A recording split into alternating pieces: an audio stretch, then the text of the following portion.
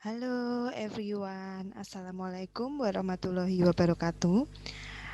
Pada video ini kita akan bahas tentang penetapan kadar sampel. Nah, video ini adalah lanjutan dari video sebelumnya tentang pembakuan larutan baku. Untuk linknya saya taruh di deskripsi ya, kalian bisa lihat. Baik, masuk ke pembahasan. Ya, kita ingat terlebih dahulu di sini alkalimetri itu adalah penentuan kadar suatu senyawa yang bersifat asam. Jadi kita akan cari persen dari senyawa yang sifatnya asam. Contohnya sudah saya jelaskan di video saya juga sebelumnya, ada asam sitrat, kemudian bisa juga asam salisilat, asam asetil salisilat dan sebagainya menggunakan larutan basa yang telah diketahui konsentrasinya. Jadi larutan basa ini sudah diketahui konsentrasinya secara tepat, sudah dibakukan melalui metode titrasi. Nah, jadi urutannya itu yang pertama adalah pembuatan larutan standar ya. Ini larutan standarnya saya gunakan NaOH. Ini sudah saya jelaskan pula di video saya sebelumnya. Linknya saya taruh di deskripsi. Kemudian pembakuan larutan standar, ini juga sudah saya jelaskan, di mana pembakuan larutan standar ini fungsinya adalah untuk mengetahui konsentrasi NaOH secara tepat.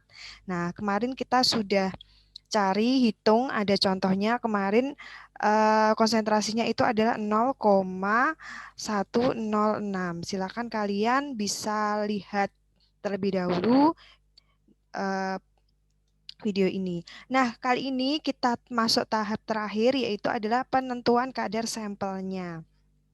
Ya, kita akan bahas secara lebih dalam tahap yang ketiga ini, tahap yang terakhir. Nah, sebelum kita bahas, boleh kalian dukung channel ini terlebih dahulu, subscribe terlebih dahulu, agar saya tetap membuat video-video pembelajaran selanjutnya. Karena jika subscribe-nya banyak, kemudian banyak share, dan banyak memberikan manfaat, otomatis channel ini dapat berfungsi dan berguna bagi masyarakat.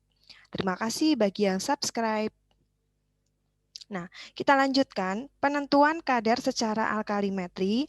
Ada hal-hal yang harus kita tahu terlebih dahulu. Di sini yang pertama itu adalah alkalimetri ini kenapa digunakan untuk menentukan kadar sampel tersebut karena alkalimetri ini mudah ya, metodenya itu mudah dan juga cepat ya. Jadi mudah dan cepat digunakan untuk menentukan kadarnya sehingga banyak sekali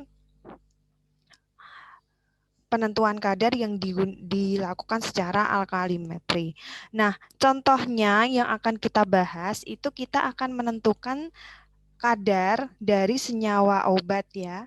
Misalnya di sini asam asetil salisilat atau aspirin atau asetosal. Nah, di sini kita akan mencari tahu berapa kadar dari sampel ini, sampel aspirin ini dalam suatu tablet. Misalnya seperti itu.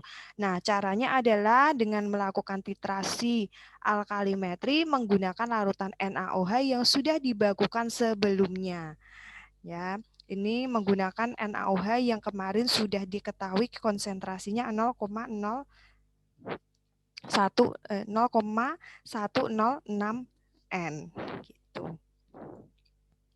Nah, baiklah. Penentuan kadar asetosal dalam tablet itu sudah ditentukan sesuai FI ya.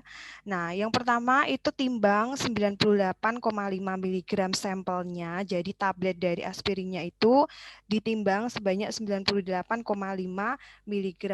Lalu kemudian ditumbuk ya itu ya. Lalu dimasukkan dalam beker gelas dan ditambahkan 10 ml etanol.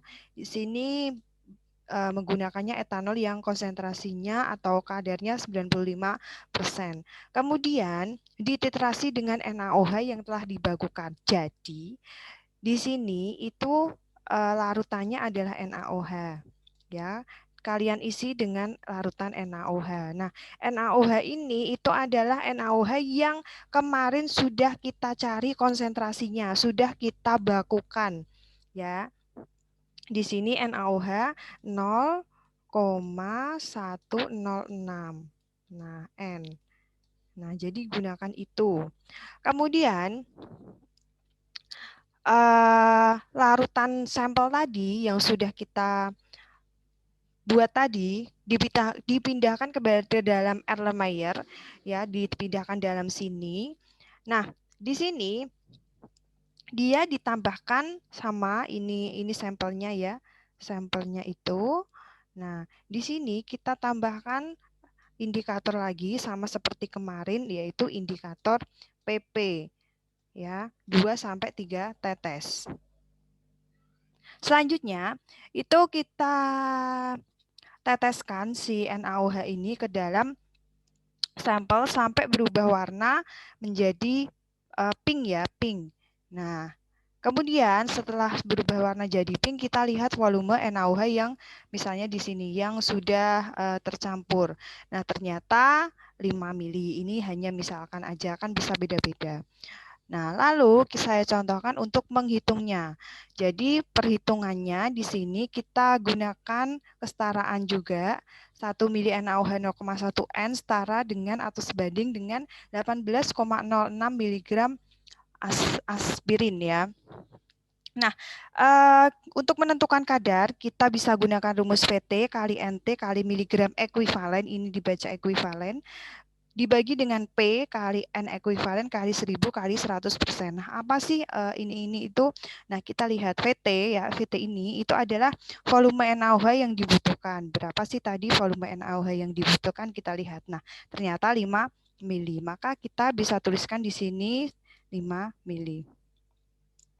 Itu ya. Kemudian NT.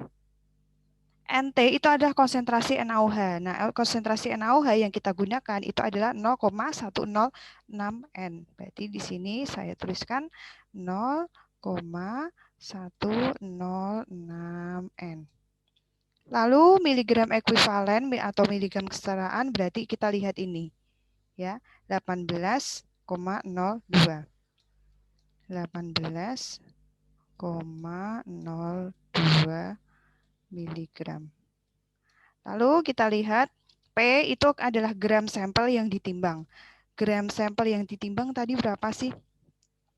Ini, oh ternyata 98,5 miligram. Berarti kita jadikan ke gram. Ya, gram berarti jadinya adalah 0,0985 gram. Nah, kemudian konsentrasi kesetaraannya ini adalah ini ya, berarti ya 0,1 N. Nah, baru kita tinggal masukkan ke sini rumusnya, silahkan bisa dicatat. Ini di sini 5 mili dikali dengan NT-nya itu tadi adalah 0,01 106 dikali miligram ekuivalen itu 18,02 dibagi dengan P. P-nya tadi adalah 0,0985 dikali dengan N ekuivalen itu 0,1 dikali 1000 kali 100%. Nah, sebelum kita masuk ke hasilnya, saya ingin jelaskan terlebih dahulu. Di sini kan kita gunakan miligram ya, tapi kok kenapa di sini MP-nya itu dalam gram? Nah, ini sebenarnya itu sudah dikalikan dengan ini, 1000 ini. Jadi ini sudah rumus. Di atas miligram, di bawahnya gram, tapi di sini dikalikan 1000. Itu ya, ini hasilnya adalah 90. Tinggal dikali, jadi ini dikali dulu, yang atas ini dikali dulu, kemudian yang bawah ini dikali dulu, baru dibagi, kemudian kali 100. Hasilnya adalah 96,96%. Gitu. Oke, sangat mudah sekali menghitungnya. Dan ini kita lihat untuk reaksi yang terjadi. Nah, ini adalah aspirinnya ya, ini senyawa aspirinnya. Kemudian direaksikan dengan tadi ya yang di bawah ini, yang di bawah. Ini adalah aspirin, kemudian ini NaOH, berarti kan dia direaksikan nih. Nah, jadi di sini aspirin sama NaOH direaksikan jadi apa? Nah, hampir sama seperti kemarin. Jadi ini itu terpecah. Di sini jadi main dan jadi H+. Di sini juga jadi Na+ dan OH-. Nah, yang plus akan bergabung dengan yang minus. Nah, di sini kan ini sudah pecah. Plus Na+ ini akan bergabung dengan Na di sini COO- ini. Jadilah ini. Ini tidak berubah. Kemudian H+ ini itu akan bergabung dengan OH. Jadilah H2O gitu. Ini adalah reaksi penetralan sesuai dengan pembahasan di video sebelumnya. Baiklah, hanya sampai sini aja, sangat singkat sekali dan sangat mudah sekali. Jika video ini bermanfaat, nambah pengetahuan, boleh kalian dukung ya dengan subscribe, like, kemudian share dan komen. Ya, terima kasih. Sampai bertemu di video selanjutnya ya. Assalamualaikum warahmatullahi wabarakatuh. Bye-bye.